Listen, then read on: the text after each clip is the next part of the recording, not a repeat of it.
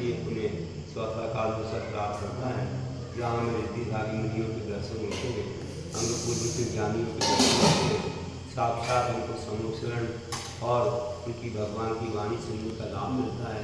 हमारा कुछ पुण्य कम है कि हमारे पंचम काल में जन्मे हैं, लेकिन आज कुछ पुण्य करेंगे तो अगले जन्म में हमको चौथा काल ही मिल सकता है। इसलिए ऐसा काम करना है कि अपन धर्म को अच्छे जीवन में सबसे पहले स्थान देंगे। प्रातः काल उठते ही मंदिर आएंगे, अभिषेक देखेंगे, पूजा करेंगे, जाप देंगे, गंदूरत देंगे, स्वाध्याय करेंगे, प्रवचन सुनेंगे, ऐसे गुरुओं के और भी लाभ हम लेंगे आहार विहार आदि में। तो ये धर्म होगा, धर्म से जो है धर्म की रक्षा होगी तो धर्म हमारी रक्षा करेगा। धर्म और रक्षा की रक्षिता करते हैं, तो यही हमारे लिए सहायक बनता है दुख सुख में। कोई जो होता है तो विश्व में व्यक्ति कहीं भी चला जाए सब उसके मित्र बन जाते, साथी बन जाते। तो पाप कर्म का उदय रहता है, पुण्य ना हो तो अपने घर के लोग भी बैरी बन जाते हैं, भाई भाई में भी लड़ाई होती है, बैर होता है। इसलिए धर्म की बहुत आवश्यकता है। एक बार क्या हुआ कि गुरु महाराज जी से पूछा कि महाराज जी समय तो कम है, हमारी गाड़ी ना छूट जाए और आपका प्रवचन भी सुनना है, आप जल्दी से प्रवचन हमें कुछ बता दीजिए।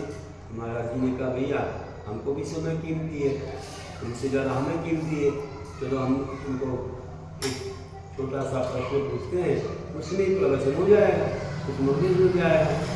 ठीक है महाराज। बोला देखो बहुत बरसात हुई है, उस वक्त जगह दलदल हो गया, कीचड़ हो गया, मिट्टी का रास्ता है, तो तुम जा रहे हो मानो, तुम्हारे दोनों हाथ में घट है, एक में घी का घट है और एक में छाछ का है। तो अब जानो भैया कौन सी कीमती है, क्या है। तो तुम जा रहे हो मानो तो फिसलने लगी, एक हाथ को टेकना पड़ेगा अपने को बचाने के लिए और एक घड़ा बचाने के लिए। तो कौन सा हाथ टेकोगे, कौन सा घड़ा छोड़ोगे? घड़ा तो छोड़ना पड़ेगा। कौन सा छोड़ोगे, छाछ का छोड़ोगे कि घी का? तुम ही लोग बताओ। घी का छोड़ दोगे?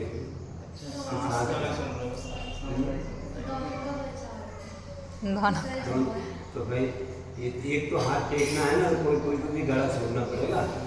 कौन सा छोड़ोगे? छाछ का छोड़ दोगे, घी को बचाओगे, घी का छोड़ के छाछ को बचाओगे? ऐसा नहीं है, एक हाथ टेकने के लिए व्यक्ति एक घड़ा छोड़ देता है। तो ये है कि अगर मानो हाँ वही, तो कोई बोलता है कि भैया घी का बचा लेंगे, छाछ का छोड़ देंगे, हाथ टेक देंगे, है ना। और वैसे कहो तो घी को पी नहीं सकते हो, छाछ घट पी सकते हो, तो घी का भी छोड़ दो, कोई बोलेगा। तो भैया ऐसी है, ऐसी बात है कि घी का तो महत्व ज़्यादा है, कीमती ज़्यादा है, छाछ तो फ्री में दिया है। तो वैसा ही है हमारे जीवन में एक धर्म है ना, ये जितने भी जप तप और दान धर्म आदि पूजा आदि, ये तो है घी के घड़े के समान। वो जो संसार की चीज़ें हैं ना, धन वैभव और जो भी परिग्रह मिला है, ये छाछ के घड़े के समान। क्यों? क्योंकि आप अगर घी का घड़ा संभाल लो तो बहुत सारी चीज़ पा सकते हैं। धर्म को अपन बचा के रखेंगे, जैसे जीवन से फिसलने लगे, अपना जीवन अंत होने लगा, कोई घटना घटने लगी, तो आपको क्या बचाएंगे हम? घी के घड़े के समान धर्म को छोड़ देंगे, नियम धर्म को, कि छाछ के घड़े के समान संसार को छोड़ेंगे, है ना।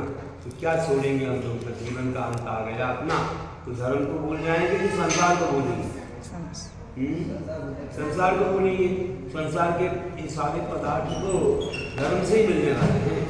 अपन धर्म की रक्षा करेंगे, नियम संयम की रक्षा करेंगे, अपने व्रत अच्छे पालेंगे, भगवान का नाम लेंगे, तो अगले जन्म में इससे बड़ा मिल जाएगा, स्वर्ग मिल जाएगा, और भी ऐसा मानो जीवन मिल जाएगा। और अपन ने मानो अगर अपन ने मानो अज्ञानता में अपन ने मानो कि अपनी श्रद्धा में कमी रही, तो अपन ने धर्म को छोड़ दिया, भगवान को बुला दिया, गुरु को बुला दिया, नमोकार में बुला दिया, और परिग्रह में चले गए या हॉस्पिटल में जाके भर्ती हो गए, सब भूल गए, नियम धर्म अपने व्रत भी तोड़ दिए।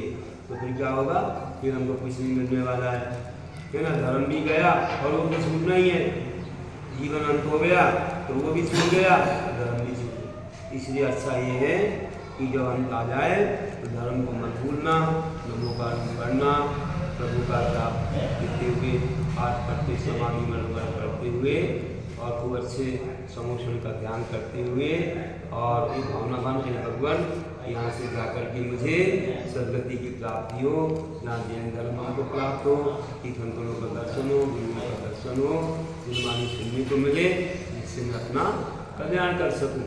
ऐसा करेंगे तो निश्चित रूप से तुम्हारा जीवन धन्य बनेगा, क्योंकि यही सही कीमत है। ये जो अनंतों बाद में गया, ये जो हमने पाया है ये एक बार नहीं, अनंतों बार हम मानव बन गए, देव भी बन गए, सारा परिग्रह सब संसार हमको मिला है, लेकिन धर्म हमको बार बार नहीं मिला। ये जो भगवान मिले हैं, अगर एक बार मिल गए इससे अपना कल्याण हो सकता है, और एक बार हम मोक्ष मार्ग पर चल के साधु बन गए तो हमें मोक्ष भी हो सकता है। ये जन्म मरण का चक्कर से मुक्त है। जैसे बीज वृक्ष की परंपरा चलती है, बीज है तो वृक्ष, वृक्ष है तो बीज है, इससे चलता था। अब कौन पहले, बीज पहले कि वृक्ष पहले, बताओ? बीज पहले है ना, तो वृक्ष, बीज कहाँ से आया, वृक्ष कहाँ से आया, कोई नहीं बता सकता कौन पहले। वैसे संसार में चल रहा है, कर्म है, कर्म से संसार होता है, गति होती है, शरीर मिलता है, इंद्रियां विषय, फिर कर्म करता है व्यक्ति और फिर प्रावदेश से फिर कर्मों का बंद होता है। तो ये बीज वृक्ष की परंपरा चल रही है। अब अपन को वृक्ष नहीं चाहिए तो क्या करना पड़ेगा, बीज को जला दो, वृक्ष को काय को जला, बीज को जला दो, छोटा सा बीज है तो वृक्ष नहीं होगा। ऐसे कर्म रूपी बीज को जला देंगे, हमारे भगवान ने कर्म बीज को जला दिया, 8 कर्मों का नाश कर दिया, ज्ञानवर्णी आदि, तो उन्हें मोक्ष हो गया। अब संसार का वृक्ष समाप्त हो गया, अब उनका जन्म मरण नहीं होता है। जैसे दूध है, दूध से घी बन जाता तो फिर घी दूध नहीं बनता है, तो उसको तपाना पड़ता है, फिर जमाना पड़ता है, फिर मखानी से मथना पड़ता है, और फिर नवनीत आता है, फिर नवनीत को तपाओ तो घी बन जाता है। वैसे आत्मा को तपस्या की आग में तपाना पड़ता है, वेद विज्ञान का दामन डालना पड़ता है, इससे व्यवहार की वृत्ति से रखना पड़ता है, केवल ज्ञान को भी नवनीत आता है, और फिर बाद में उसको भी दो घात और भी घातिया कर्म रहते हैं, जो घातिया कर्मों का नाश किया प्रारंभ बन गए, अघातिया कर्मों का नाश करेंगे तो सिद्ध बन जाएंगे। दो और शुक्र ध्यानों के द्वारा अघातिया कर्मों का नाश करके वे सारे कर्मों से रहित होकर के मोक्ष चले जाते हैं, मतलब मोक्ष का उनको लाभ हो जाता है, और ऐसे सिद्ध बन करके सिद्धालय में जाके बस जाते हैं, शुद्ध घी के समान हो जाते हैं। शुद्ध घी की सुगंधी कैसी फूटती है, देखो वो दूध में नहीं आती है, घी में ही आती है। तो ऐसे हम एक बार सिद्ध बन जाए, अनंत गुणों की सुगंधी फैलेगी। यही हमारा कहना है कि तुम लोग रोज़ कम से कम 24 घंटे में 12 घंटे तो सोने में क्या क्या करके चले जाते हैं, फिर अपन धर्म में कितना समय देते, व्यापार में कितना समय, मेकअप में कितना समय, कहाँ कहाँ कितना समय जाता है। कम से कम धर्म में 2-4 घंटे नहीं दिए तो पाप का पाला भारी हो जाएगा, तो हम कहाँ जाएंगे, नीचे जाएंगे। पतंग थोड़ी सी भी भारी हो तो गोता खाती है, ऐसे हम भी गोते खाते आए। तो हमको अपने आत्मा को रोज़ पावन बनाना, रोज़ भगवान का दर्शन करना। ये प्रभु मेरा जीवन मंगलमय हो, मेरा दिन मंगलमय हो, कोई भी ऐसे पाप ना हो, कोई भी अन्याय ना हो, ऐसी मंगल भावना माना, हमारे कई जन्मों के कर्म कट जाए। दर्शनम देवी देव से दर्शनम पापनाशनम, दर्शनम स्वर्ग सोपान मोक्ष। भगवान का दर्शन है पाप का नाश करने वाला, स्वर्ग का सोपान मोक्ष का साधन है। दर्शने जिनेन्द्राणाम साधुना बंधुन न चलन दृश्यते पापम सिद्ध। जैसे हाथ में लिया जल यहाँ से होता है, नीचे गिर जाता जल भी, ऐसे भगवान के दर्शन से दुनिया की वंदना से वैसे पाप ज़्यादा दिन नहीं टिकते हैं जैसे कि अंजलि का जल। इतनी बड़ी महिमा है भगवान के दर्शन। माँ दर्शन करने में इतना पुण्य, तो पूजा करेंगे तो कितना होगा, पूजा और स्तुति पढ़ेंगे तो कहा है कि जैसे मयूर की आवाज़ को सुन करके चंदन के वृक्ष पर बैठे काले काले सर्प अपना बंधन तोड़ के भाग जाते हैं, वैसे ही भगवान की स्तुति रूपी आवाज़ से अपनी आत्मा को जो कर्मों के शर्त है ना वो भाग जाते हैं। विघ्नों का कल्याण थी साधनी से भगवान की स्तुति करने से विघ्न साग लीला भूत प्रेत आदि की बाधाएं दूर हो जाती हैं।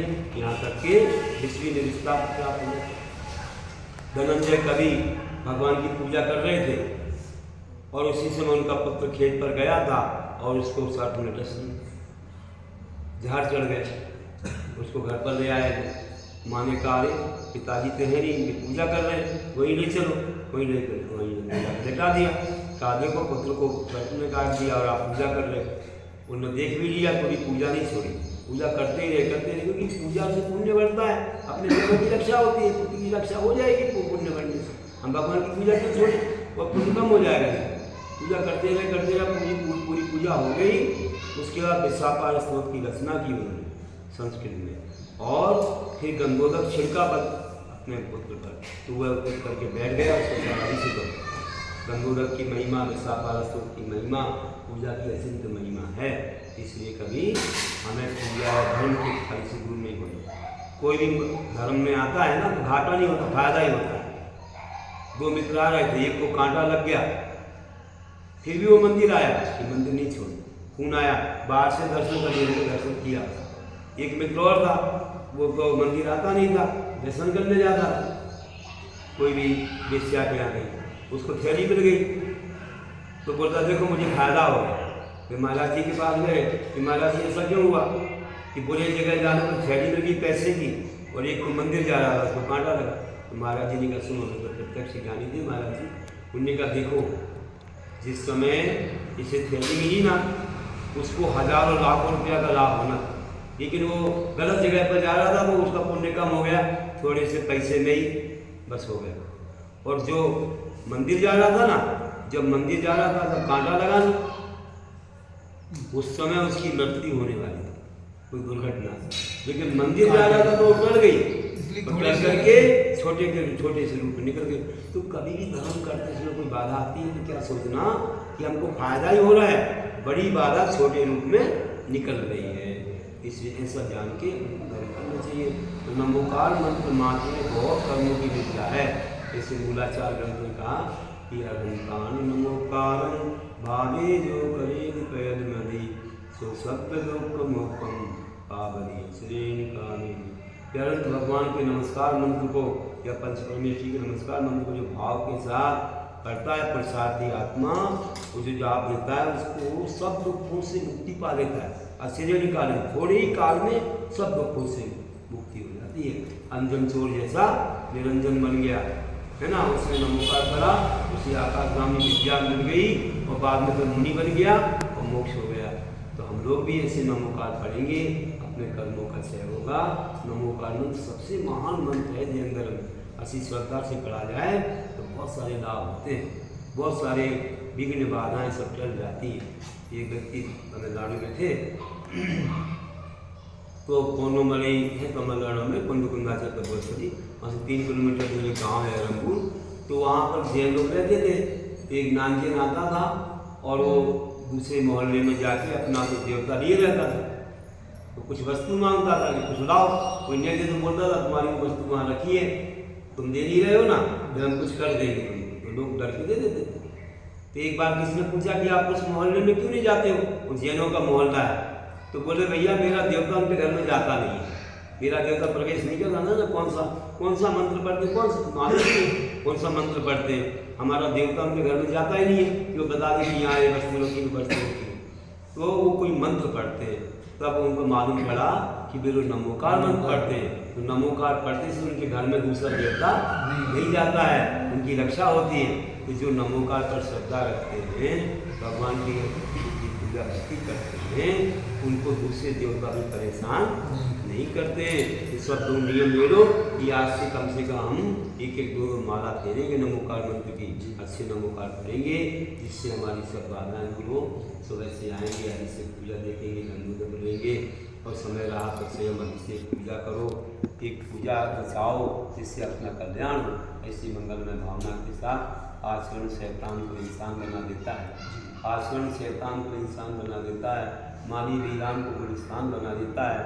और सच कहाँ तक कहूँ कि मोक्ष मार्ग की सीढ़ी पर चढ़ने से त्याग इंसान को भगवान बना देता है, त्याग इंसान को भगवान बना देता है। सब लोग हाथ उठाओ और बोलो कि हम लोग भी 2 नमस्कार पढ़ेंगे, दिलाएंगे, दर्शन करेंगे। अच्छे से उठाओ, 2 हाथ उठाओ, अच्छे से मालूम पड़े कि हाँ तुम लोग सही भक्त